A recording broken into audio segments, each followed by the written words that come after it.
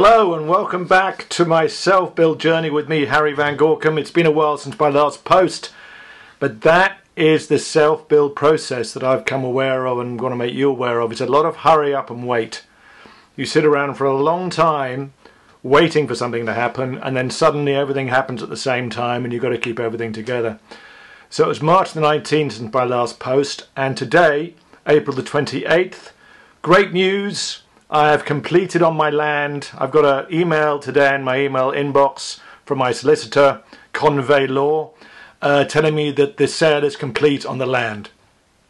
Now, just to put that in perspective, I started the process, I signed my solicitor on December the 2nd, 2020. So it's taken 5 months to do the solicitor work, the conveyancing, on the land. Now, the land is not a hard thing to buy. It hasn't been difficult. There's been 3 things that I've actually gone back on that I wanted to change from the TP1, which is the land registry agreement you have to sign. Everything is listed there from the owner of the land to me being the new owner, what you want to change on that. And for me, it was just a simple thing. I wanted my hedgerow to be lower because due to conservancy rules, there has to be a 3-meter hedge along all the back of the plots, and because the view is so beautiful, I wanted mine to be not more than 1.2 meters, 4 feet, and they agreed on that. In fact, the farmer who owns the land, Roland, told me that he would keep the hedge trimmed to whatever height I wanted, so that's fine. There was something else about the liability insurance increasing for the house because the house value is more than they thought it was going to be. And no caravans, trailers, etc. on the land. That was really just to cover themselves. They didn't want people living in caravans and it turning into a caravan site. But again, that was resolved. But it took 5 months. Now, admittedly, it's COVID. Admittedly, it is the stamp duty holiday, which kept getting extended, which means that most conveyancing solicitors were up to their neck in work and very, very busy.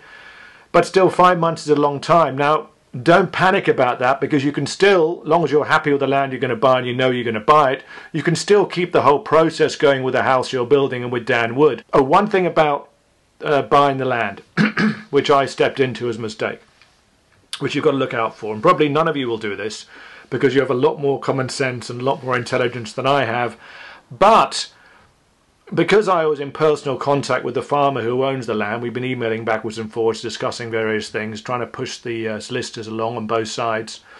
When we finally completed, about 10 days ago, we did a completion, we signed off on everything on the contract. I then emailed him because I wanted to make sure that he was aware that I was keen about this and that I was going to put my money where my mouth is. I emailed him for details where he wanted me to pay the deposit on the land. So we exchanged emails. I then transferred the deposit money into his account, and about half an hour after that I got an email from my solicitor saying, right, Harry, this is where you have to send the deposit into our account at our law firm. Anyway, she emailed me and I emailed back and said, Sophie, I sent the money to the seller, and she emailed back immediately, why? Don't ever do that. You have to get the money back from him. It has to come through us. All the monies have to come through our office so that there is a legal paper trail. So whatever happens, don't do what I did. I mean, luckily my seller was very understanding, and he returned the money to my account, and then I sent it to the solicitor's office and they sent it to him. It's a bit of a circuitous route, but it wouldn't have been that way if I'd, not jumped the gun. So don't be impatient to pay until you get instructions from your solicitor to do exactly that and how the money should be handled. Anyway, the land is now mine. I'm going to be out there on Monday meeting with the farmer to get all the codes for the electric box and all the plumbing and everything. Anyway, that's a lot of information. I hope it's helped everyone. I'd really like to thank you all for subscribing and also for asking me questions, and I hope I've answered your questions clearly and really helped out in this process. We're all, well, a lot of us are newbies at this, and we're learning as we go, and we're learning from my mistakes and our mistakes. So if you have any questions about anything I've spoken about, please leave a comment below and I will get onto it and answer you. I hope that helps. So we've got to step 5, which is closing on the land. Anyway, good luck everyone out there. I hope it's going well for you. And here's to the next video. Bye now.